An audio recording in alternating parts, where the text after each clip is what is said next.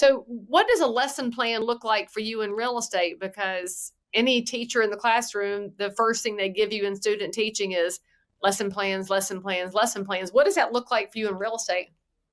Well, for me, it's all about structure. I love organization. I love structure. I love lists. I love a good list that I can check off. And when I tell you I do that every single day, I feel like if I don't get every box checked off, I haven't had a good day. And so for me, it's just putting things in place, having my list, looking at that list the day before, and not not just that, but having a weekly list, monthly list. I make goals. I make goals for the year, but then too, I just live by the list, honestly, and just I try to stick to those things that are important to me that I know are gonna lead me to success and build my base and build my business.